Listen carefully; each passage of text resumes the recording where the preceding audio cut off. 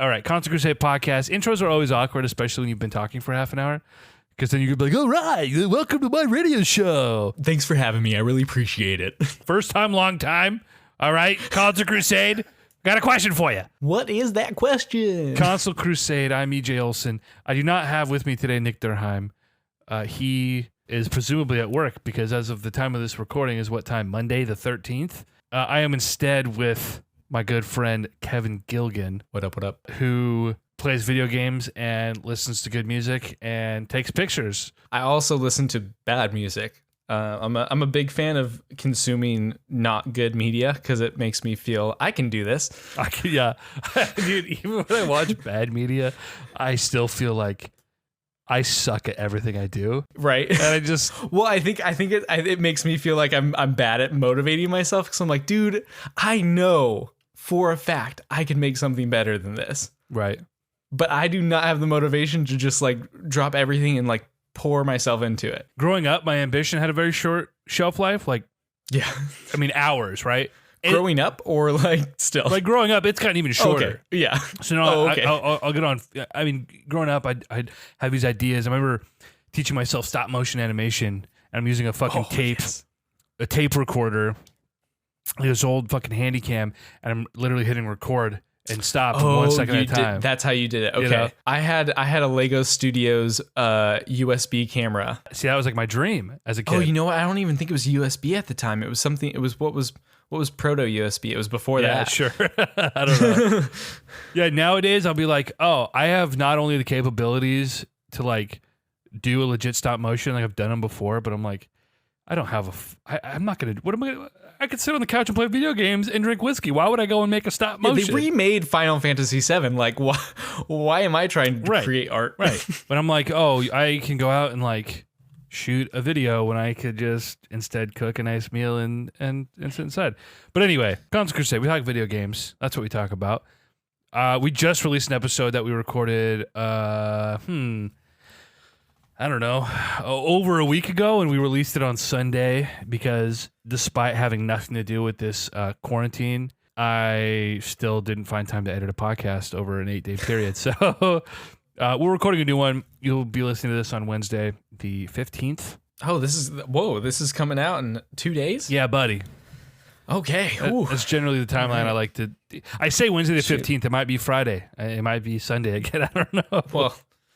You said it. I'm gonna hold you to it. Yeah. Be like, yo, EJ, where's that download code? I don't know how to introduce new guests, Kevin, because I'm not a very good host. I just feel like I'm like, do I ask you like? I can talk about myself. I mean, you give us your social credit card number. Yeah. It's which one? Building up that credit. You know, trying to get that 800 score. Because I believe that life is a game. You know, and I just learned. Learn how to grind.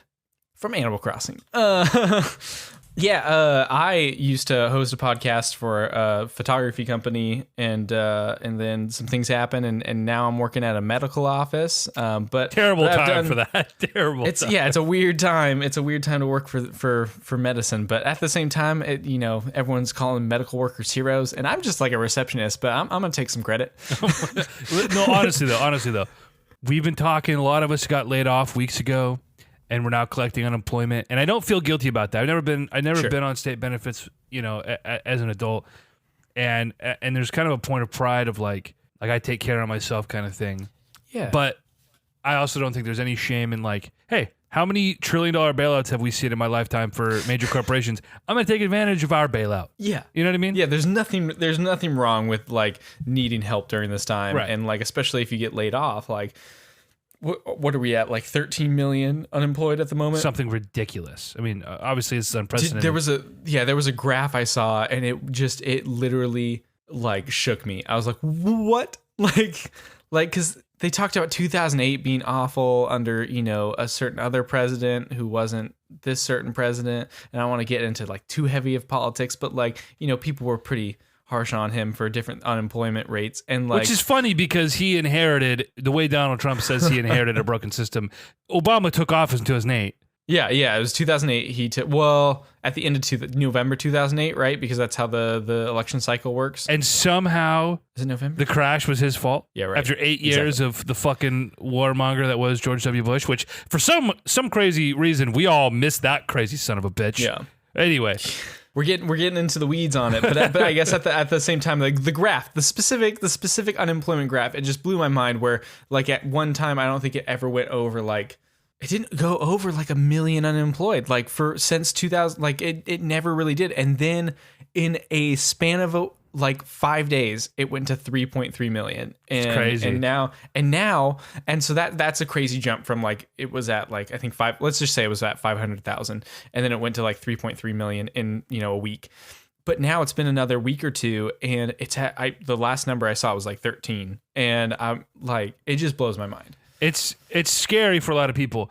Fortunately, people want to be very reactionary, and I see a world where maybe things don't quote unquote go back to normal when this is all over. Like there might be employers who use this to do even more scummy things, and like, but looking at the situation, a lot of us have jobs to go back to, and when restrictions are lifted and it's safe to do so, which that could be months and months and months from now. Yeah. But once things quote unquote go back to normal, a lot of us are going to have jobs to go back to.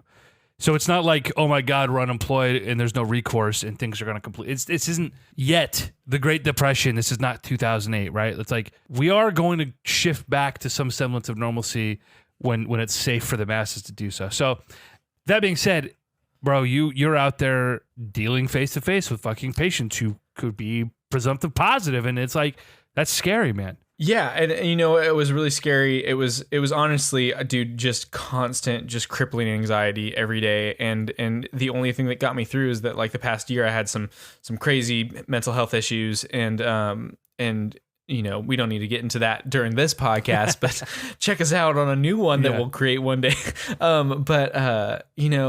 Just from being able to kind of just focus on the here and now and just do some breathing and like just get through the workday and then come home and just kind of lose it was the only thing that got me through. But now it's nice because the clinic, the family medicine clinic that I reception at receive, I don't know, and anyway, we're a well clinic now, so we're only taking care of the patients that we were taking care of beforehand. Right. Okay. So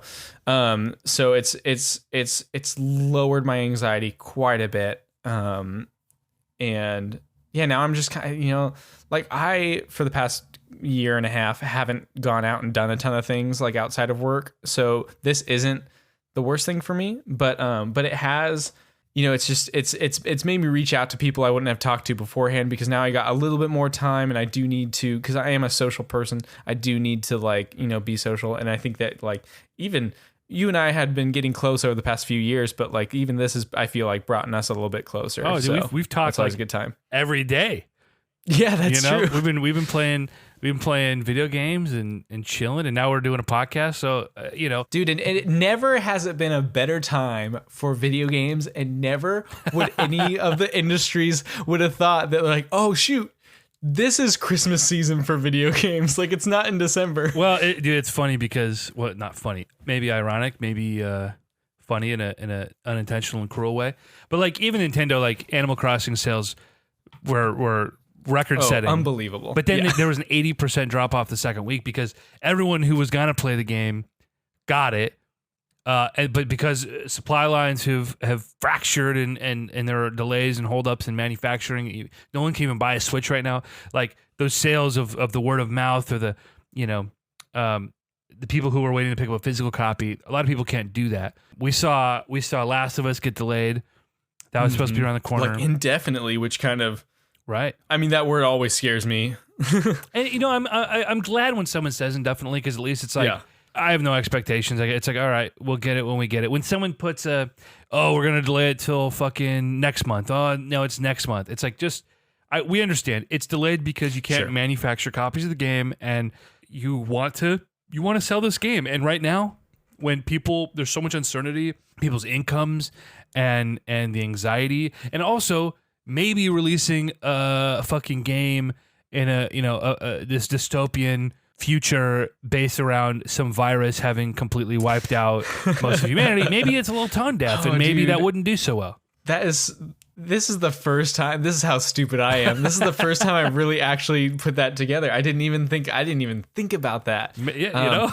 Oh, that's so true. Maybe it's not the best move. Yeah.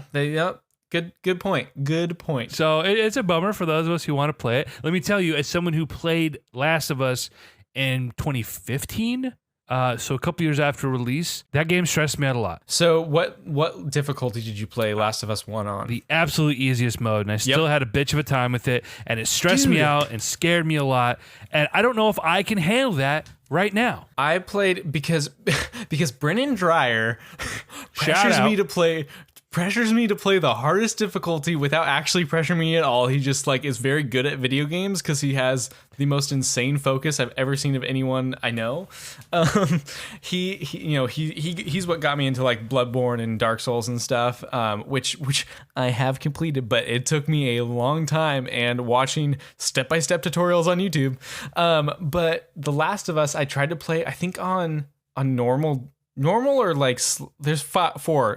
It's a Naughty Dog game, so there's 4 or 5 difficulties, right? Several, yeah. But it was like normal at first, and dude, I didn't make it past like 2 hours, and that's like the beginning stages of like the story. And I loved what was happening, but I was just like, dude, I'm not good at stealth. And also, like, I feel like I'm dying all the time. I'm over it. Like, I can't do it. And then I finally, after, listening over and over, dude, that ending though, oh man, it's crazy. I was like, okay, I'm just gonna play on basically story mode, and like went through the whole thing. Loved the story. I don't know. I think when people talk about twist endings and stuff, like I expect a lot more.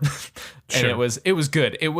There's nothing wrong with that ending, but it did not impress me as much as people hyped it up. I totally agree. I mean, it was pretty benign. It was like, okay, Joel, correct me if I'm wrong, it's been several years since I played it, but it was basically Joel just being like, wait, fuck these people, and then he lied to Ellie about why, because they were killing the people essentially to try and harvest. Well, they were specifically going to kill Ellie to get the cure. Right. Wasn't it Joel had discovered that they had done this multiple times with other people who were possibly, because that's when he was like, well, it hasn't worked yet, you're just going to kill her. And so I mean, he had his justification for sure. Like I didn't feel conflicted, like watching, like, I don't know, like it was just like, he knows what he's doing. Like, spoiler alert for Last of Us. Well, I actually walked away from that game really mad. At first, because I was like, that didn't seem very in line with Joel's character to me.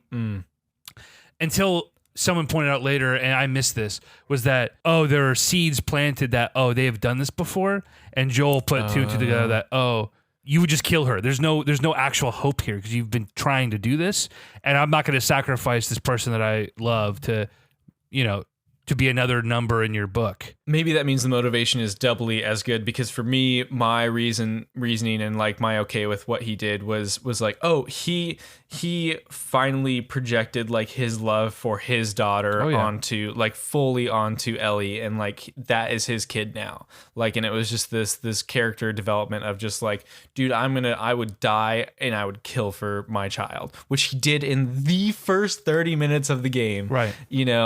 And also one of the greatest, screw the ending, like the intro to that game is beautiful. Really, really well done. Like, I just watched Good Time with Robert Pattinson today. I don't know if you've ever seen that movie. Not. But In Line, it's the same writer, or at least director of Uncut Gems. So I don't know if you saw that one. But very in line with the same style of just like high stress, kind of like very real situations that are going on. And the intro to that movie was in a similar vein to Last of Us. Introduce you to the characters, introduce you to the tone of the entire movie, and then just setting you on your way.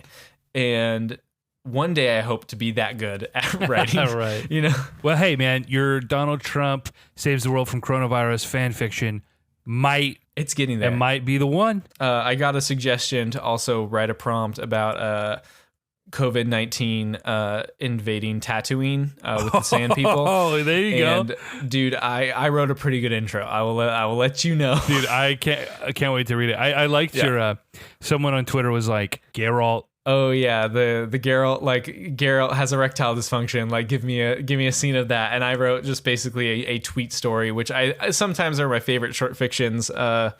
Like Seinfeld, the modern day Seinfeld does a really good job at like short, very like Twitter fiction, like just very short. Yeah. Like you can understand the entire plot and like what it was 120 characters, right? Or before, what was it? Yeah, or whatever. Yeah, 140. But mine was just like, so the Geralt with like erectile dysfunction was just like, fuck, he said it under his breath. And then Triss said, not tonight. Like, yeah, that's, yeah.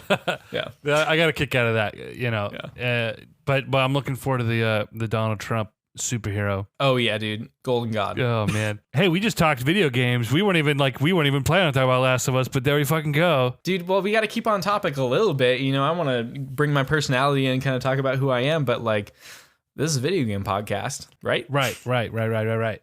Last episode, we talked mostly about what we've been playing lately, which has mostly been Animal Crossing with Nick and I. I played a little bit of Celeste. I need to get on today. I have not. This is like the first day I've skipped in like 22 days or whatever. You better fucking get on it, dude. Yeah. Right after this podcast. After this podcast, I'm trying to Mario Kart, bro. Ooh. The boys are awaiting. So, listen, we've been Mario Karting every night. Almost every night. And that game is just a great pickup play for an hour. You get a lobby with 4, 5, 6, 7 people.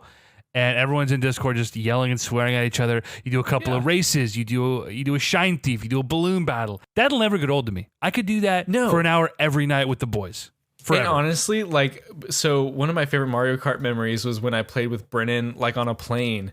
And like, I really didn't play, and that was like 3 years ago. We went to Disneyland together, and I didn't play after that because it wasn't as fun. Yeah. Like, and it had I think it was last week when I played the first time with you guys. That's when it became fun again for me. I was like, dude, this is what Mario Kart's about. Right? And like, I'm always trying to like ride or like chase that dragon of like childhood nostalgia of like sitting at an N64 with your friend, because I never had one, so it was always with a friend at my friend's house, and it, you know, just like, oh, can we play that game? And they're like, oh yes, like, and we just play for so long, and it didn't matter if we won or lost, like. It was great. And so, and I'm getting that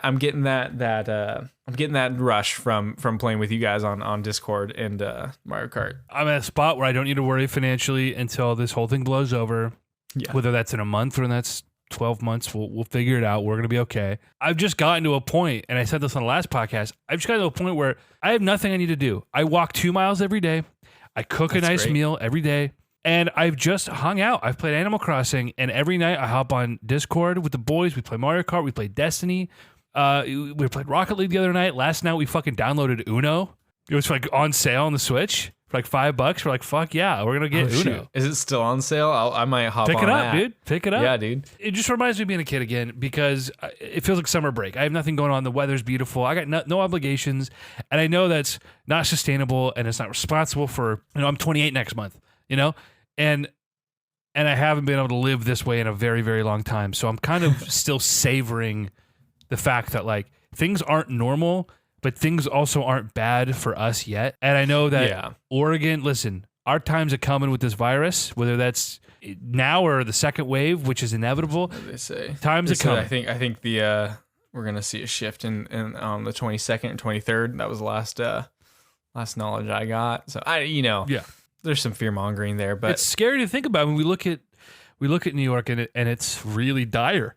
Yeah. And we might not get to that level initially because we've done pretty well with the social distancing and the shut-in. Yeah.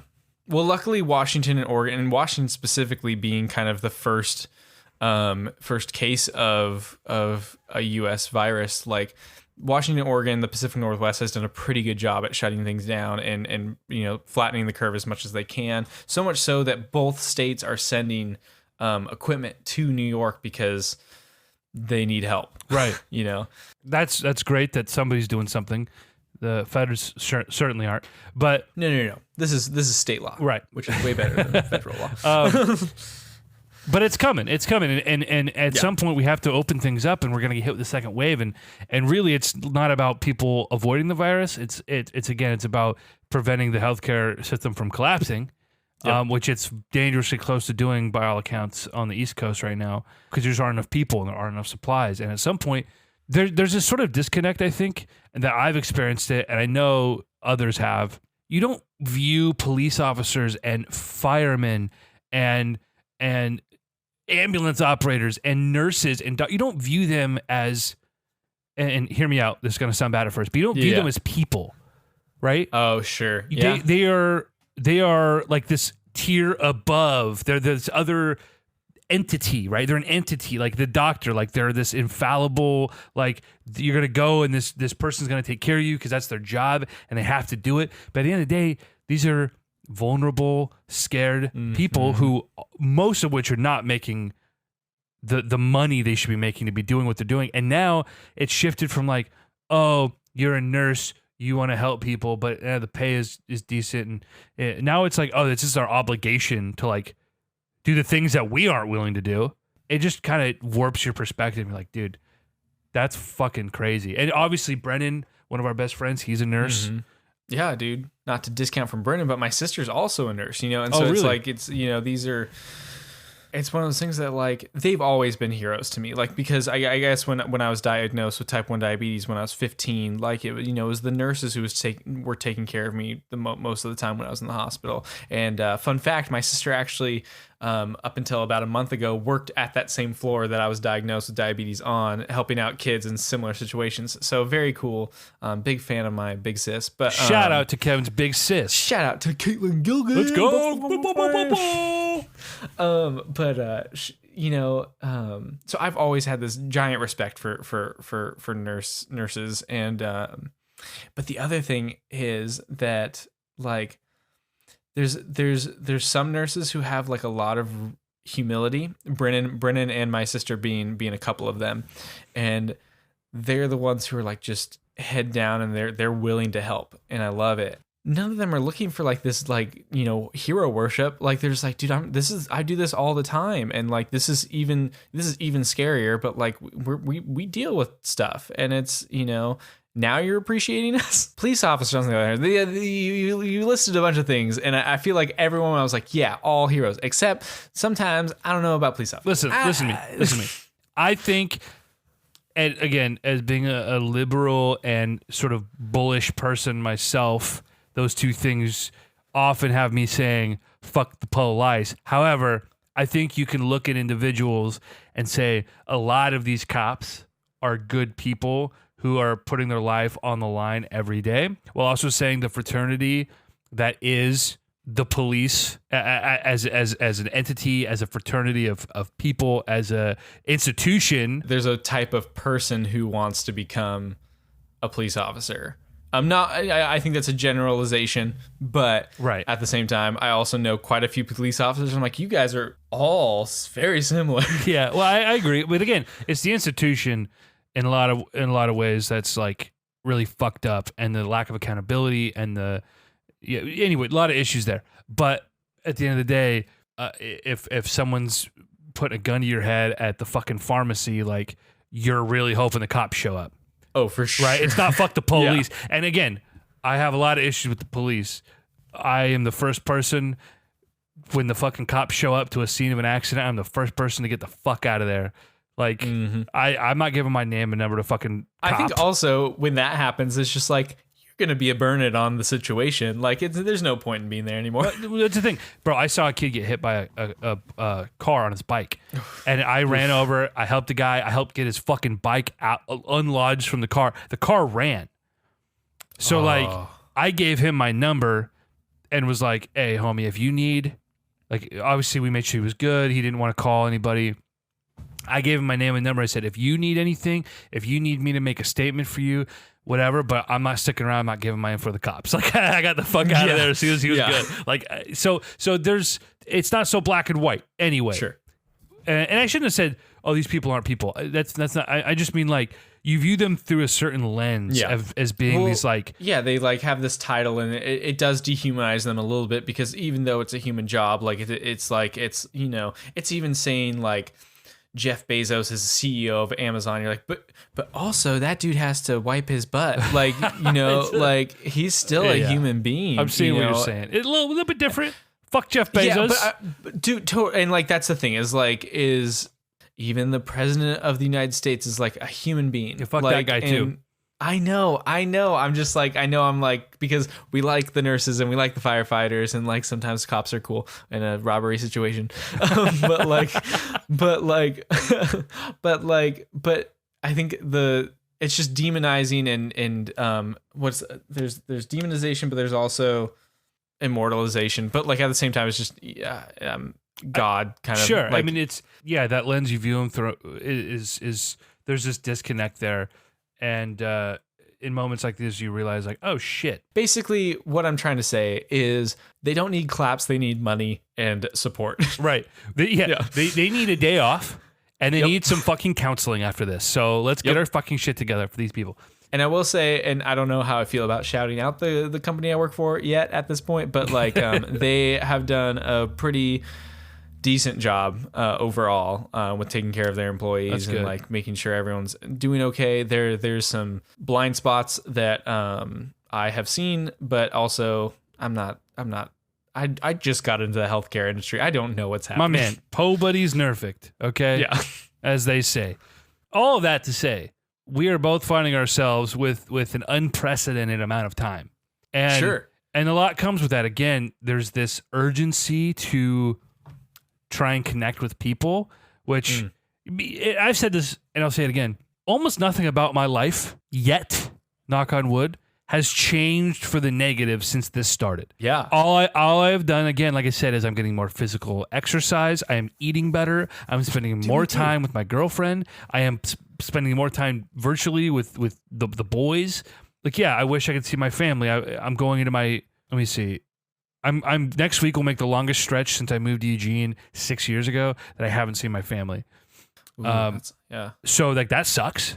But like, well, and Eugene is not that far away from Gresham, Portland, right? Because I spent a lot of time up there, and so it's despite having moved, it's like I still saw them every week or every other week, and now it's like, oh God, 6 weeks is like a long time to not see your mom, And I know so many other people have it worse. Like I know that, and I don't want to discount anyone else's experience. Like even some of my friends, like one of my best buds, like moved here from Iowa for the job we both worked at. And this poor bastard walked out of work, quit the job a week before this whole thing hit. Yeah. So he's not even getting unemployment. And he's like, isolated in a studio apartment on the other side of the country from his family, has really no friends down here, and is not in a great place right now. So like, I understand that there are a lot tougher situations in mind. That being said, I am trying to take this in stride and do the things I really like to do in any capacity that I can while I have the time. Yeah, and you gotta I think my personal philosophy is there's always something to do when there's nothing to do. Yeah, I don't know what being bored is like. Like I have these very vague recollections of being a small child and just being like this like tense anxiousness of like nothing to do and just being like, fuck, I'm so bored. I can't tell you the last time I fucking had that. Yeah, whenever I like start getting bored, like it's like I be with it for like a couple minutes, and then I immediately think of something to do. There's just so much to do. Like because I have like I have multiple notes on my phone that like have things I've thought of to do over the time I've been alive. You go. And and I always like I have this thing, and maybe it's because when I worked from home, like I adopted this ability, but also when I was basically quarantined by myself. I was unemployed and quarantined a year ago today, basically. I wasn't hanging out with friends. I wasn't talking to friends. So this is like, oh, I have like a job now, and like everyone is in the same situations I am in. This is this is better than last year. Right. And so I, I just adopted this, I'll set my watch, my Apple Watch, shout out to Apple. I'll set it to like an hour while I'm playing a video game or I'm reading or just doing anything. I'll just set it for an hour. And basically when that timer like goes up, I try to stop what I'm doing and sit for like a couple minutes and just be like, all right, what do I want to do next? Like, I've been doing the same thing for a while. I don't want to get bored. I don't want to get bored or burnt out on this game. I'm playing Final Fantasy right now. I'm not getting bored or burnt out on it. But I don't want to. And so I set that timer and I'm like, okay, maybe it's time to go on a walk really quick. And I'll just go on a 15-minute walk, and then I'll go do something. And it's just always kind of keeping the pace going, treating my daily activity almost like a job. Like I have to be my own boss, and like maybe that's not a great way to think about it, but at the same time, like it's keeping me accountable, and it's keeping me like, okay, like be productive, and like I'm exercising quite a bit more, and I don't know. It's tough, but I don't know how to be really bored anymore. No, I can't. Again, I can't tell you the last time I was fucking bored. I mean, maybe like 6-hour layover at an airport, but that's more just like irritated and like frustrated that I just want to be where I'm going, Yeah.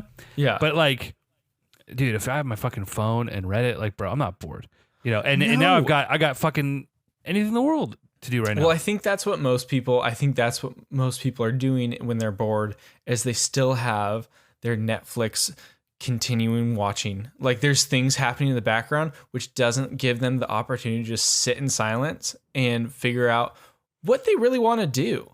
Like because at least for me, I think that if I'm constantly having like information put into me, like I'm consuming information constantly, which we all are, I start to get anxious. I start to get like I get that backed up feeling of like kind of boredom and just be like, nothing's right. But if I take that moment of silence, it's almost like a meditation. Sure. And if I just take that moment, I'm like, oh, okay, I'm anxious because I should probably do this other thing, I will say, I think there's a middle ground that I need to find, because right now my days are like fucking sleep till noon, and I get up and I'll fucking play Animal Crossing. And then I'm like, okay, I need to go for my walk. The shop's open at that point. That's so nice. Bro, I'm a time traveler, so I can do anything I want whenever that's so true. I want. Yeah. I like wake up at like 5:30, not because I want to most of the time, but because that's just where my body clock is at. And I'm like, oh, okay, I'm going to hop on Animal Crossing while I'm starting to kind of wake up a little bit, maybe chop some trees down. But I'm like, nothing's open on my island. Bro, I'm having this very like strong hit of nostalgia, like the feeling of waking up before everyone else in the house is up. Mm-hmm. It's dark out. And you boot up your game, and you're still like the idea of waking up still, you're not quite all there, but you got kind of one eye, and you're like hopping into a video game. Like it's this very specific feeling. It's one of my favorite. Like, oh, that's great. You have that feeling too, because it is one of my favorite feelings that like I have been again chasing that dragon while waking up in the morning. Right. So I will say, as far as like being productive, like I feel that, or I find that an object in motion tends to stay in motion, right? So when I'm working, and I was working full time, I'd actually recently transitioned to 3 10-hour shifts a week. So I was working 30 hours in the office, and then I'd work remotely. I'd put another 5 or 6 hours in remotely over the next couple of days. So I was doing about 35, 36 hours a week. It's plenty of work. Plenty of work. But I found that like, I go to work at 8, I get home at 6:30. And I'm like, I got to rush. I got to get some dinner. I got to sit down. I got to edit my podcast. I got to fucking get in bed. I got to prep all this stuff for tomorrow. I'm in a band. So like, I'm always working on something. Thank you, sir. I'm always working on something, lyrics, or I'm sending stuff to our producer, or I'm doing revisions, or I'm fucking filling out. We have a PR guy now, and he's always up our ass about, hey, fill this out, do this interview, do this. So you have a PR guy already? Yeah, buddy. Dude, you should, because you guys are good. I remember I texted you like a little while ago, and I was just like, okay, I finally actually listened to your music. Because you know when you get like nervous about listening to friends' music, because like you love your friends and you want to give them honest feedback. And so when you listen to something, you're like, okay, well, dude, like it could be better. Listen, I always support the homies. Totally. Dude, but the feeling when you like consume art your friends have made, and you're like, oh, one, I understand what you're trying to say through this. 2, it's speaking to me. 3, this is just good. Like, and you hit all of those home with, you know, the songs. And like, definitely I have songs that I like more than other songs, but like, that's also because I've got tastes that are different than other people. I've got preferences, and you know, I've got preferences. Yeah, I feel that. But that is a huge factor in my life. Like, I am constantly dealing with, especially because sort of the model we used this last year is like going into the studio every 3 months. So it's constantly like, I've got mix tweaks on this to send off, and I have to coordinate with this person, and I've got to send this thing off, and now we're writing for the next one and working with a different singer. And so it's just like juggling all that, working full time, dealing with all the fucking work drama, and also doing my own creative stuff, right? Doing music videos and outside of the band creatively. But your job is also a creative job. On paper, it is. Yeah, right. But I mean, yeah, it's I don't but do like a lot you're. But I feel like sometimes you still have to tap into a creative energy, which can does your job not do that for you? For my personal stuff, I say personal stuff, I mean, I have a number of my own clients that I work with, and most of them are great. And a lot of that is a lot more creativity and a lot more freedom. At my job that I am no longer employed by, shout out. No, it was mostly dealing with upper management's bullshit. The controlling nature when they wanted to be involved, and B, the lack of involvement in direction. There was sort of this dichotomy, and they just kind of pick and choose where they want to be at any given time. So it was managing their bullshit, but then a team of people trying to kind of co-manage with the director of the department, and then managing people up in the office, like, and then doing menial admin work. Like, I did very little editing. I finally got to a point where I said, I don't want to shoot anymore. Like, you guys, okay. Like, if I want to shoot, I would just go do my own thing completely. Like, yeah, I got weddings booked. I've got fucking... Yeah. Well, not anymore. Well, no, everything's canceled this summer. I had fucking 5 weddings this summer. Yeah, that's a... Yeah. There goes that paycheck. Yeah, shit. So that's a bummer. And I had a really great gig lined up with a band, a really awesome project, and that is what it is. But yeah, the band thing I feel like can come back again. The weddings, who knows? Well, those people are presumably still going to get married, but now it's a more economical sort of question of, we just lost a bunch of money on a wedding that never happened. But also, are people going to be more inclined to want to bring a videographer out and make a really awesome piece because people can't be there? And hey, we're still going to get married, but keep your distance and come do your thing. So I don't know how that's all going to turn out. Dang, dude. What you need to do is you need to figure out how to like live stream very quality video for weddings. That's what you got to do. Tap into that market. Yeah. I emailed that idea to myself. So if anyone steals it, I have a timestamp. So now you gotta write it down, put it in an envelope, send it to USPS. Now it's notarized. Ooh, boom, bitch. Oh, is that how things get? Oh, dang, yeah, that's probably true. That's like the janky way of like. Yeah. I think technically that would hold up in court. Like, say you copy or say you can't afford like to copyright something. Say my band's music, I could burn it to a CD and write a little doodad and then mail it to myself, and now it is notarized and like time stamped of like, hey, proof that I had this first. I mailed it to myself 2 years ago. You stole this from me. Anyway, it's like the janky poor man's way of like kind of trying to protect yourself. But anyway, sorry, so many tangents. Yeah, no, we're getting this is the fucking tangential Crusade podcast right now, and that's okay. I apologize. This is how I talk. It's the conversation. I might not even edit this. The ums and the ahs and the hemming and hawing might stay. I think it feels good. I don't think we're umming and ahhing too much. I think it's good. Yeah. So all of that to say is now I find myself with all this free time where I got to just wake up and just exist today. Mm-hmm. And the weather's been beautiful, so I try to sit out in the sun. Again, I'm walking every day, even if it's raining. But I'm finding motivation. Like, I bought a guitar at the beginning of this. And I've played guitar through the years. I've noodled around, but I'm no guitar player. I'm a drummer first and foremost. And I'm not even that good of a drummer to begin with. Well, not fishing. Debatable. I'm aggressively mediocre. Like, that's fine. And okay. Yeah. But the worst of the best. I am the world's okayest drummer, and I'm cool with that. Okay. I'm cool with that. That's how I feel about all of the things I do. Right. Like, I'm pretty all right. I'm okay. I know people worse than me. If I tried harder, I could be better at this. Exactly. Well, I bought a guitar because I really want to just put some ideas into the world, send him to Chance, and let him fucking play with them. But like, dude, because that guy's he's pretty really something. that guy's pretty decent. He's been playing for a couple years. Not too bad. Yeah. So I've been fucking with that, and it was fun for a little bit. But at a certain point, you hit a wall where like I'm not exceeding my skill level by just like fucking around, and I don't know really where to start to like. So now it's become less about like having fun and fucking around, and like now it's work. Like I have all these. I just dropped like $5,000 on some fucking lights and shit. Like literally a week before all this started, I got you all were my telling stuff. me about this, yeah. And that sucks. It was actually nice. I rented him out to a local guy who is still working because he's a crazy son of a bitch. So I rented it out to him, so the lights are paying for themselves, and that's cool. But I was like, oh, I can shoot like some spec stuff, do some food product stuff in my kitchen, and like put my stuff to use. But like, bro, I am finding like, dude, tomorrow morning I have a new patient meeting with like this counselor. And I'm like dreading the idea of like I gotta wake up early and I have to be functioning and I gotta like talk to this person. I'm like, I just want nothing more than I'm dreading it. And I'm like, dude, I'm afraid I'm growing so accustomed to this lackadaisical lifestyle that even the simplest things that normally like I was a go like, and I always kind of like held it against other people who are like, dude, it's not that fucking hard. You set an appointment or a schedule and you fucking follow your obligation. You know, I was always getting mad at Chance because like, bro, it's not that hard to sit down for an hour every day and just like work on a track.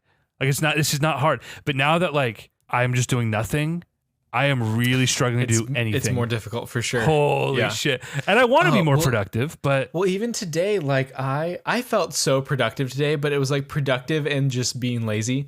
Like, dude, I played Final Fantasy, like I was at like a few chapters ahead of Brennan because he just started. So we were talking on PlayStation Network as he was you know, getting it all booted up, and I'm kind of giving him some early on tips and tricks that helped me understand kind of how it plays, because it's different than anything I've ever played, and it's great. But it's also the same. Anyway, it doesn't matter. We'll talk about that later. I do want to talk about that because we'll get into it. Yeah. But like I just kind of did like this kind of lazy day, and then like I you know really got into this movie Good Time with Robert Pattinson, and it was a real good time, and so. Yeah, anyway, my dad finally comes home as I'm like waking up from a nap because I felt like that was a thing to do. And I walk downstairs and he goes, "Hey, you were going to cook dinner tonight, weren't you?" And I was like, "Oh, yeah, I didn't do like any of the chores that like should have gotten done today, like doing the dishes and like cooking dinner for the family." And I was like, "Yeah, no, okay, I'll just do that now." Like it was like because I had the energy, I was just like I was so relaxed. I was like, "Oh, this isn't a burden on me to like cook dinner for anyone or like do all the dishes. Like I'm just going to do it."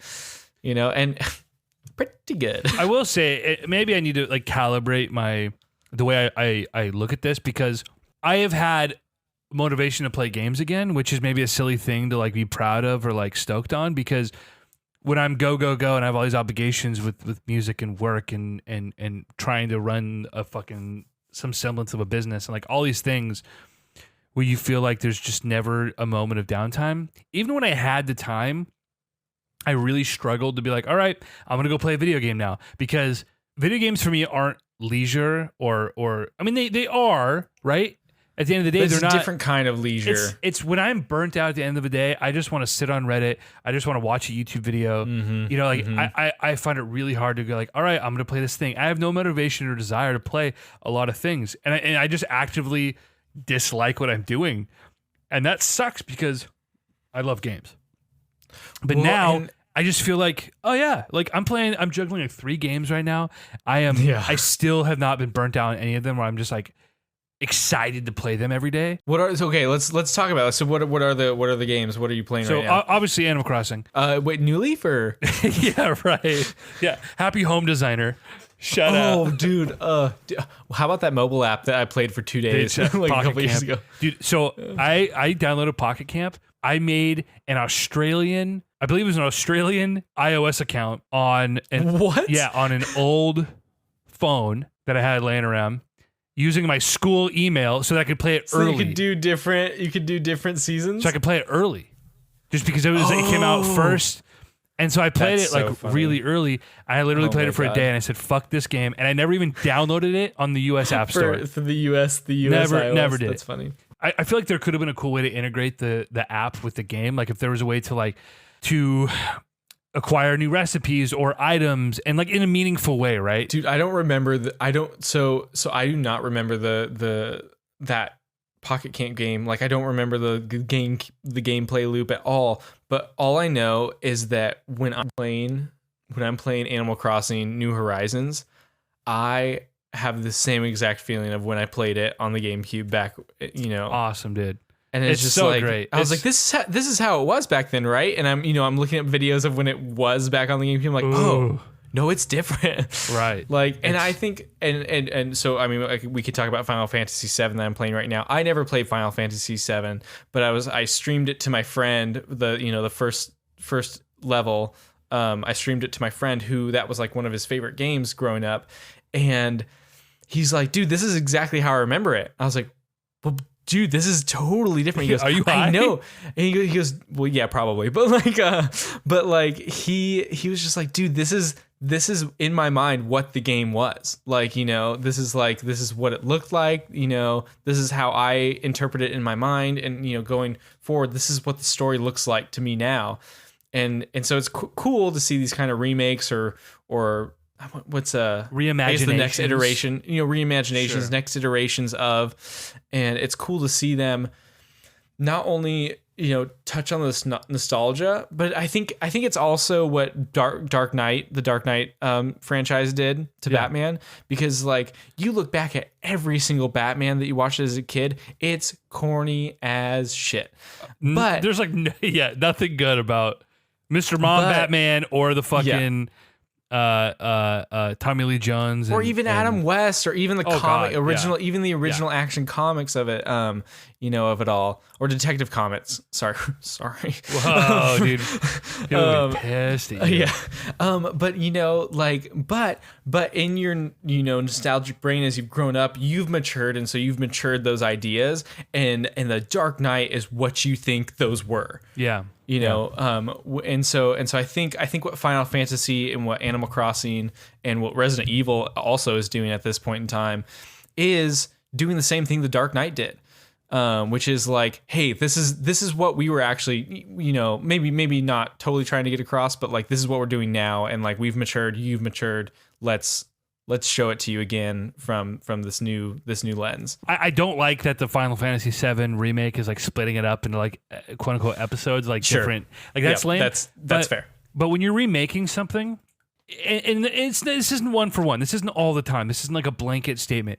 But generally speaking, your goal isn't to make a one for one remake. We've seen one for one remakes, and they've been fucking boring and lifeless. Look at the new Lion King. Oh, dude, the Lion King was a one-for-one remake, and I hated it. Yeah, because your goal when you're remaking something is if you made a completely different movie, but you're able to elicit the same emotional response from your audience that they remember having with the original, like you've won.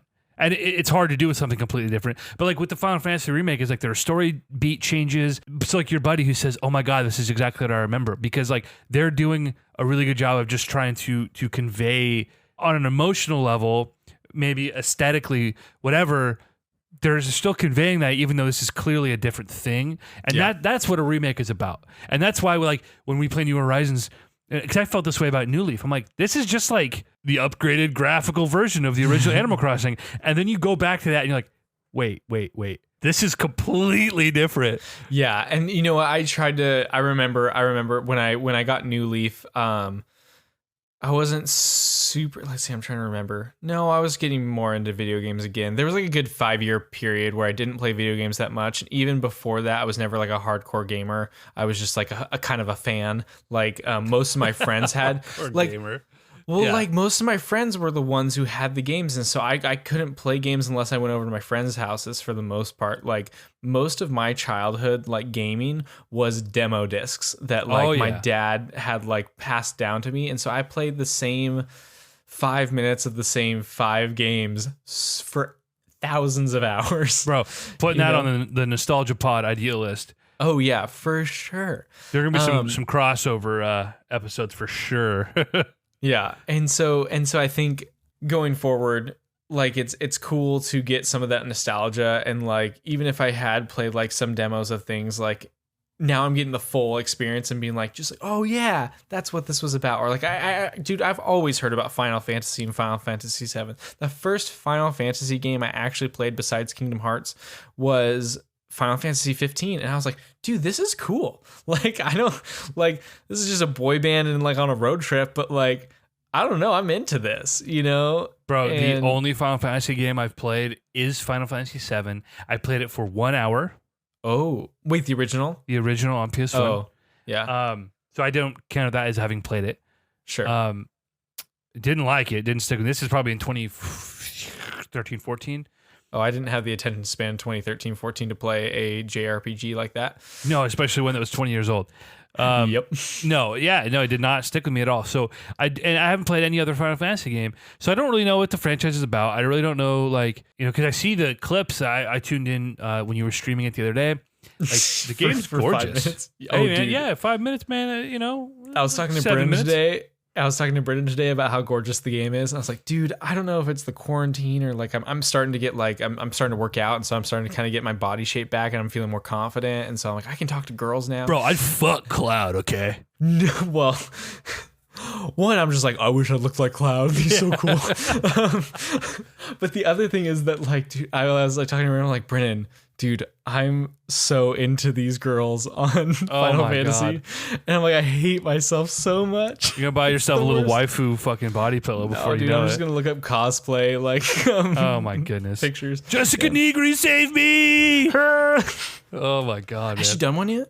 Yeah, dude, I'm sure. Yeah. So what is this game all about? Like, Final Fantasy 7? I want to know what the combat system is. I asked when we were playing Mario Kart last night, I asked Bailey, and he like tried to describe it to me. He's like, well, it's like an action, but like a turn based, but like I'm like, you're not. It's an you're not helping RTS. Okay, so That's cool. That's cool. This is how I explained it to Brennan. I was like, you know what? The easiest way to explain it is that this is a real time strategy game, but in a third person kind of like. This is Civ 6, okay? But kind of like, so I played StarCraft 2, right? There's not a third. It's just StarCraft 2. That's how great at games I was. And I played StarCraft 2 for like a good while there with my friends when I bought like a PC, and I loved it. Like, I loved, you know, where like you can control like a certain group of people and, you know, attack, but like have everyone else working on other things at the same time. That's what this game is. So it is a strategy action RPG, of which I think Final Fantasy 15, which you didn't play either, but like I think that's what it was trying to do. This perfected it in the sense that like Final Fantasy 15, I think relied more heavy on the action part.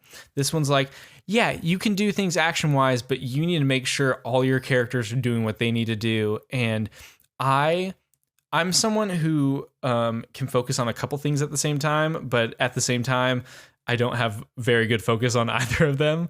Where like Brennan is like one of the most focused people I know. And like when we're playing like Overwatch, which we've been playing a lot lately, he'll just go silent for minutes because he's like, I gotta focus on destroying this team. Where I'm like, guys, today I was thinking. Dude, seriously. Like, he goes dark, dude. He goes And dark. like, Brendan, you what know? happened? This is the first game in a long time. Like, I was playing while I was talking to some people, and maybe it's because they were playing a different game, but like I just went dark. Like, I was like, I have to focus on this battle. Even this morning when I was playing just with Brennan, who's playing the same game but at a different spot, I was like, hey dude, I'm about to go into a boss battle and I don't know how long it's gonna take. And I was kind of narrating different parts of it, but like I just remember there was a point when I was like, dude, this is tough, but like I'm gonna win this battle for sure. And like 30 seconds later, I was like, okay, Brendan, I'm gonna not talk for a little bit because I don't know if I'm gonna win this battle. Didn't that feel good to be like absorbed by something to that so level? Good. Yeah, where like I am invested, and I think what does that, because a lot of times I think video game soundtracks are great. Like I have no problem with scores. I love classical music. I love scores. But like I'm like, dude, I just kind of want to listen to some like shitty core. Like just like let me bounce some sweet riffs. So I'll listen to like Spotify while I'm playing games, and like Persona 5. I've been playing Persona 5 quite a lot before this.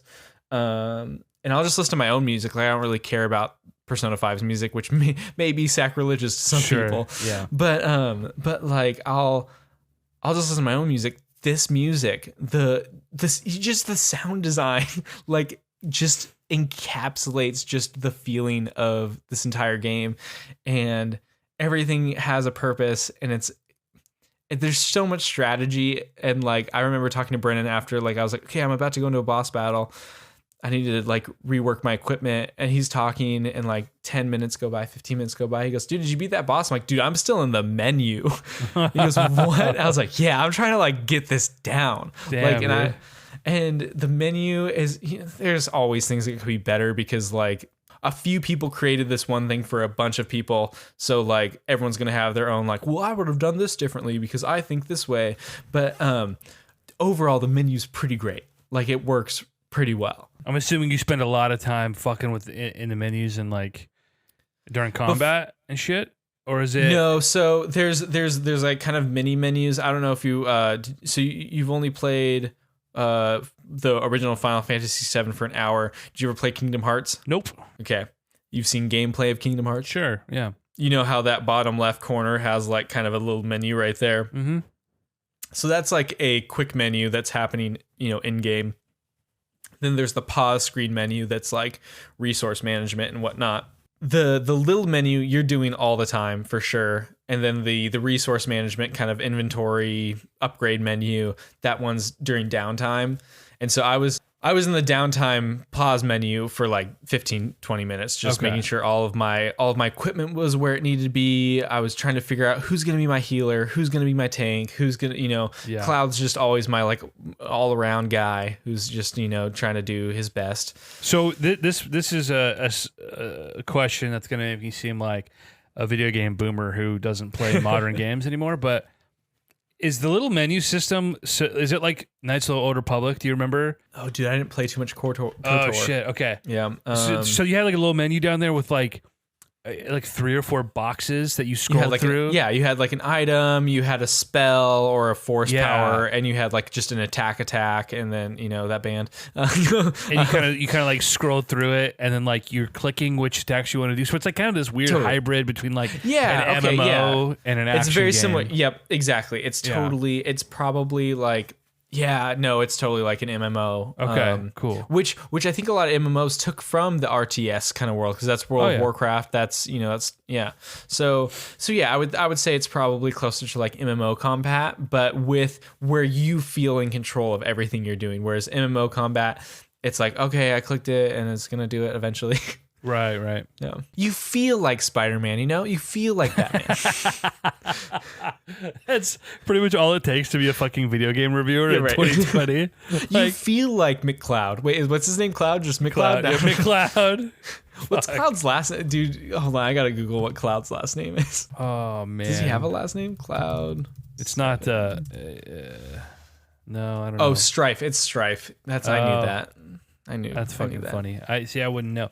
I have the Cloud amiibo. Oh. I last night in the Discord, one of the guys asked me if I had a inbox Lucina amiibo, and I actually was not an inbox collector with my amiibos. I liked arranging them on my little shelf with my games as like the trophies from Smash Bros. Melee. I love that. If you remember those, dude. Melee was my game, bro. Such good memories. I mean, I wasn't good at it, but like that was like my main game I would like play. I remember deleting my memory file and being like, all right, Mom, I'm leaving my GameCube on for 24 hours. Did you get Mewtwo? So don't turn it off. And then like it took me a few tries because she would turn it off. Dude, why do parents be like that? Well, I don't think she knew. She didn't understand. She didn't understand that you had to play 24 hours of a game. Well, we would fucking get little bits of tape to tape over. My uncle would bring a Super Nintendo over. My uncle was like, oh fuck, what is he? 4 or 5 years older than me. Okay, that's cool. 4 years. So he was like a 14-year-old babysitting my brother and I. Love it. And we were like, I don't know, I was 11 or whatever. But anyway, he would bring his Super Nintendo over, and we'd be doing like Mario runs or like whatever, and we'd be like, same thing. Don't turn the console off. And they always fucking did, and it'd be like, you know how much like you could run the Super Nintendo off of a potato, like literally, like it does not take any power. Dude, I don't think. Do you think it was like you're taking up power, or I think it was I want to believe control that issue. I think it was a control issue for sure. Yeah. But I think the other thing was just that there was just like a non-understanding of like, how much time and effort went into playing. Right. It's all just like silly games. Well, they're just like, oh, it's just a game. You can get back to that really easily. You're like, no. Do you mean lives it took? It's so frustrating. We would just cover up the little LED indicator with tape so they wouldn't fucking know. Oh, because it was quit fucking with their shit. But it still happens with the little brother. Like, he's kind of a shithead. He pushes the boundaries pretty hard. Like, my mom says 10 minutes. He's not going to get off until my mom comes in and says get off. And it's like worth getting kind of chewed out for it, to him, because he's like, well, I got half an hour on the game. Did you ever get the video game system put on top of the fridge for like a week? I don't recall necessarily that. I have specific memories of my GameCube being put back in its original box and set on top of the fridge. And I would go and stand on the counter and just look at the pictures and be like, it's like I'm playing the game. Dude, okay. That's brutal. My mom would take cables and I away. Didn't even have Pikmin, okay? Right. No, my mom would take cables away. And it was kind of so when we moved in 6th grade, we moved out to where my parents currently live, out in the boonies. And it was sort of like, it was a move that we needed to make. I was having a really tough time in school, and our neighborhood was going to shit with like gang activity, and like we just had to get out of where we were. But it was like kind of a rough upheaval. But when we moved in, I initially had to share a room with my brother, which we shared a room growing up, and then we each got our own rooms finally. But then when we moved to this new house, I had to like share a room with him. Like, we had bunk beds, and I'm like listen, I know. It's first world problems, and a lot of people shared rooms for a long time, but like it was kind of like, dude, I gotta share a room with my little brother again. Like I'm in middle school, and like I'm sharing a room with this kid. So I can't remember what the situation was. There was another room. I don't know if it had to be finished or whatever the case may be. I ended up moving into and finally permanently settling into another room, and it's sort of payback, I guess. It's sort of a token of my parents, like, hey, sorry, we made you share a room. I got a little, like, 16-inch TV and a GameCube, and they let me put it in my room. And I remember, this is 7th grade. Those were yours? Those two things were yours? They were mine. Dang. And I want to say there was like that's cool. Like, my parents went in on it with me, and I used like my own birthday money and like savings or whatever I had, right? Like, how much was a GameCube when it first came out? Dude, I think I got mine for $99. Yeah, I'm not fucking kidding. Right. We got a Costco pack. I remember the day I got my GameCube. Bro, like it was yesterday. I just bro. went to GameCube.com. That's not a real. Dude, I remember being so excited, and this was also part of like getting a little bit older. Like I was 11, 12 years old, and $200 for a GameCube when it first came out. I swear to God, mine was like dirt cheap, which is another reason my parents were like okay with it, because my parents, like when I was like 6, my dad bought a PlayStation. That wasn't cheap. A year after release, that shit wasn't cheap in 1996 or whatever. No. And he bought an NES when the year that came out. Obviously, I wasn't around yet, but so my dad always was like, and he was a PC gamer, so like games were expensive, right? So my first several years on Earth, I played NES, and then the PlayStation was like a big new toy, and it was like more for like my dad. Because so your dad liked to game then, he did. So he bought that, right. He played like Battlefield and Flight Sims and Half-Life, and so the PlayStation was sort of like a toy for him. And it turned out like he didn't really like the console thing. He was more of a PC guy, but we didn't get another console until years and years later. We got a PS2 Slim when that was like the Slim. So it was the second iteration of it. Yeah. So like the GameCube, bro, was like it was just a confluence of, hey, an apology gift, but also like it's so inexpensive, and also you're getting a little older. So it was this confluence of events that was like just perfect. And I remember being so excited. I remember building the TV stand it came on. It was this square unit. It was very small and square, like probably 16 inches across, like very, very small, maybe 20 inches across, of like just a wood grain on like shiny silver racking. And it was this little thing with carts that would pull out. And I remember like my dad helping me build this and being like so excited just about like, this is mine. I got to organize my things on the shelves here. And my GameCube's going to go right here. And every morning before school, I'd get up like an hour early before everyone was up. There were these wire racks, yeah? Right. Dude, I had the same exact one. It was like from fucking Costco or Target or something. Yeah, Target is yeah, for sure. Shut the fuck up, dude. That's crazy. Yeah, dude, I totally did. Yeah, dude, that shit was fucking. The best. I kept that shit for years. Dude, yeah, a TV and a GameCube would fit perfectly on that. Just a teeny little guy, just a teeny little silver guy with a little DVD player in it. Dude, and we had a DVD player. Yeah, bro, it was high tech, bro. You could watch some scenes and some DVDs. Bro. Dude, nice. The Mario Kart group is like up my ass right now, like waiting for us to play. Where are you? Oh, so okay, we should probably wrap up then. Hey, I gotta tell you, I like meandering and just. This is probably not very fun for other people to listen to, but I'm gonna listen back to this in a year and be like, dude, fuck yeah, dude. This is a good time. Let's wrap up really quick then. So what you're playing Animal Crossing, and I'm playing Final Fantasy VII and Animal Crossing, and then what are the other two games that you're playing kind of going between right now? Well, other than Mario Kart Rocket League with the fellas. Mario Kart Rocket League. I talked about in the last podcast Celeste. Dude, that's a hidden gem I hear. I almost have beaten it. I was really sad that Nick didn't like it. And Nick, I hope you're listening all the way through this podcast and you're going to hear what I'm about to say. Is anytime I recommend something to Nick, he just doesn't like it. I don't know if that's just I have bad taste or if I don't have a good enough read on his taste. You and Nick are best friends. It's hard to recommend to your best friend because you're like, dude, we would have done it together if it was that good. I don't know, man. I just feel like if I would have just let him discover it on his own, he would have liked it because I was like, bro, this is a fucking amazing platformer. He just found every way to bounce off it. And it's like, I might be being too much of a dick, but... He's following the subreddit Tomorrow too much. I don't know if you've checked that out. No, I haven't. Hey, if you like Nintendo and you're on Reddit and you've looked at Reddit's Nintendo, go look at Reddit subreddit Tomorrow, which is a parody account, and it is great. Okay, interesting. Yeah. I'll check it out.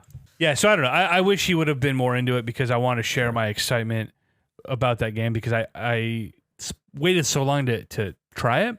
And when I did, like, I quickly got to a point where I was like, okay, this is like an exceptional platformer. Like the way the character controls, she feels like this perfect combination of just weighty enough, just floaty enough, but you have like really fine control. And now, do you feel like the control is better than Super Meat Boy, or is it of that same level? It's funny. We did compare it to Meat Boy. It's different. Okay, Meat Boy has a lot more weight to it. Meat Boy felt like I had to get it down to the pixel to beat the level. Is that the same with Celeste? It's not as unforgiving. This game's a lot easier than Meat Boy. Okay. And you do die a lot, but not in the same frustrating way that a game like Meat Boy is just constantly punishing you. Yeah. This is much more forgiving, and when you die, it's less about like, hey, I know you've been trying really hard to do this thing for an hour, but fuck you. It's not like that. It's more like this really steady progression of figuring out the mechanics and figuring out this next room and figuring out the right combination of your own dexterity with like, the optimal button presses, like all these things. Like it's just really steady and gradual progression, unlike Meat Boy, where it just was like, even if you knew exactly what to do and you were a proficient player, you're just butting your head against the fucking wall. Because you're trying to get down to that right button press at the right time, and it's, dude, I liked it for a bit, and I never went back to it. There's no way I was going to beat it. I'm not that kind of gamer. Dude, and Nick and I were doing a race a few years ago. We were just trying to see who could get through the game fastest, but we were like collecting all the Band-Aids and all the secret, the Band-Aids. Some of them, I'm like, no, they're crazy. There's no way, right? And I'll look it up, and I'm like, I don't know. I saw you do it, but I don't know. Something that was interesting about Celeste is that, and I think this is something Nick didn't like, was it kind of had a Metroid. See, the strawberries, I just ignored the fuck out of those. Seriously. And I don't care about the B-sides and the C-sides either. Like, I just got to a point where I said, I'm not going to be a completionist. I just want to play the level the way the developers intended me to play it. I'm going to get to the end of the level and move on. But it had kind of a Metroidvania vibe to it where it wasn't linear. You were kind of exploring, but it never felt like you were going down this path where you didn't know it was going to lead and then it was always a dead end. It was always like essentially a central room with branching rooms, and you'd go in. I got to a point where I'd walk into a room and say, nope, I don't need to be here. I don't care about that strawberry. And I'd go back to find the sort of golden path. So it never was like so far down the rabbit hole as to feel futile, It always you know, I never got sidetracked. So I guess like from what I'm hearing, and then like what I've heard from you, and then other people, it sounds like it's kind of like a perfect combination between Meat Boy and Shovel Knight. Then it's very different than Shovel Knight. Sure, but I feel like but the levels continue on. It's not just like hey, you complete this level and then you like go into a menu and go to the next level. It like has different stages, or is that wrong? Each stage is like its own little world. With its own aesthetic, its own mechanics. So it's similar to Shovel Knight in that aspect, yeah. Whereas Meat Boy was very much level based. It was you're on this level, it's this screen. Yeah. No, so it's like Shovel Knight in that aspect, but I would really highly recommend it. It was really good. Okay. I'm sad I haven't gone back to beat it because I've had all these other games, you know, because Destiny, I've been playing Destiny. Oh yeah, that's right. Okay, that's the third game that I feel like I could fucking game or whatever. Yeah. I could do a whole episode on not only my dude, we'll get Brennan on. You need to get, because I think he would love to. Brennan would love to probably be on again for sure. That'd be an episode where like nobody knows what the fuck we're talking about unless you've like really deep dived on Destiny. But we're just gonna reminisce. Dude, there's so many people who are still deep diving on Destiny though. That's true. Well, dude, it's crazy. Like there's this girl, this 30-year-old ass woman. Oh, so a girl. Yeah, I know. This woman that I went to college with. Years and years ago. I mean, fuck, it was 6 years ago that I met her. She had a play group, and Brendan and I got really into Destiny together, and it was her and her play group that sort of chirped us along and got us to a point where we knew what we were doing. And we played, I mean, I put hundreds of hours into that game with them. Brendan would drive to Eugene, and we'd get fucking hammered and just shoot shit in Destiny all night. So much fun. Yeah. I haven't talked to her, like, let me see. I got hired almost 6 years. Well, no, the last time we chatted was probably 2017. Okay. Was the last time I played Destiny, beginning of 2017. So anyway, it's been a few years. I got Destiny 2, and we immediately, I like shot her a message. It was like, hey, you still play Destiny? And we hopped on and caught up and just shot some shit. And it was like a cool way to catch up. And I got Brennan back into it, and we've been playing and just grinding. And we really want to do, hopefully on Brennan's next wave of days off, we're going to finally raid, which we've just been trying to grind to a point where we can unlock that stuff. And then we got to find a raid group, and it's going to be a whole thing. But he might be being furloughed at some point, so he'll have some time to just that seems be crazy. Awake. He'll be like needing to be on standby, so like he'll need something to do. Hey, more power to him. I hope that's the case. Because it's not like, again, there's going to be a fucking shortage of nurses. So if they furlough them, because it's my understanding that right now, because they're not doing anything elective, and because so many people are staying home, the numbers of people getting in like critical accidents and obviously elective surgeries, like the hospitals are empty right now.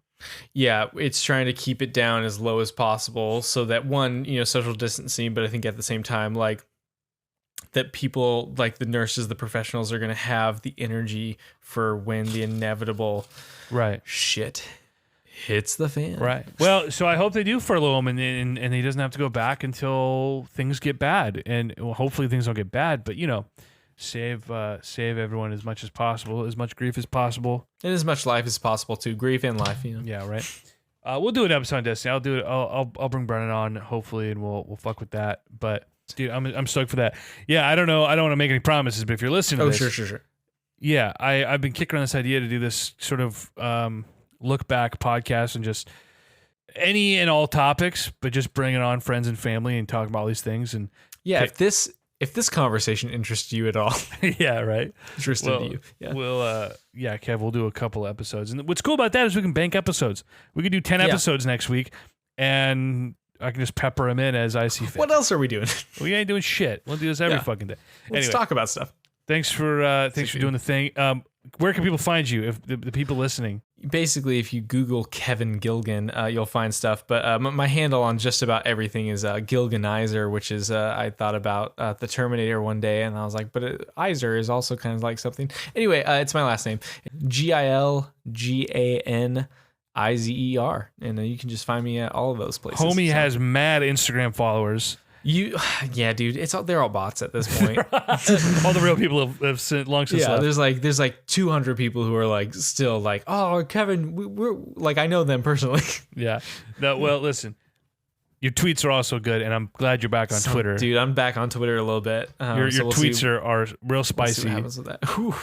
Well, it was Easter weekend, so I had some things to say. Let me tell you, that one tweet People liked it. I told you it was a good tweet. Dude, and I owe it to you for. And I was telling Brendan was like, "Oh, EJ told me the story already." I was like, "Yeah, but I'm gonna tell you again. Like it's all EJ's fault that I did this." It freaked you out. You're like, "Oh fuck! Did I say it?" Well, I had a moment. I just set up my record player with my sound system that Brennan helped give me. So I love Brennan. He's one of my best friends. Good guy.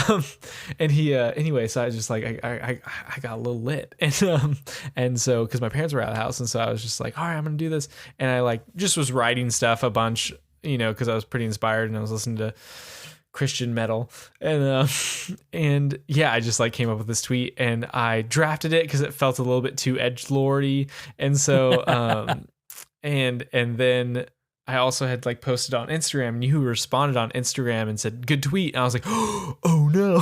I totally not referencing a tweet at all. Yeah, it was just like the Instagram post, and I was like, oh no, and then you're like, dude, no, tweet that because I sent it to you, and I was like, okay, and I went over all right. It was good. It was funny. I got a kick out of it. My brother and I had a good laugh over it last night as recovering religious persons. Yeah.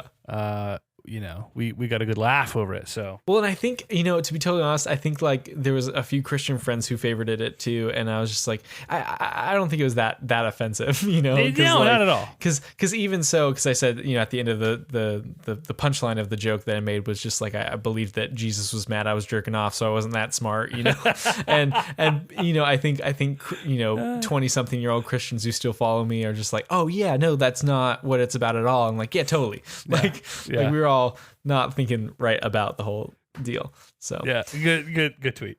Anyway, well, all right, hit the boy up on Twitter, Gilganizer. I'm eJiggle. Listen, console_crusade. You can follow us, but we don't post there. We just don't do it. Listen, all 95 of you download this fucking episode. Some motherfucker in Sweden. You're not on Twitter. That's okay. We still appreciate you. We have an email too. Is he in Sweden right now, or gal? Every month, bro. I don't know who it is, but every month. What's up? Shout out to Sweden. Nudie jeans. There's a Black Magic. No, that's Iceland. Never mind. Yeah. I'm Swedish as fuck. So shout out to my people. Follow us, don't follow us. Say what's up. This has been the old Console Crusade.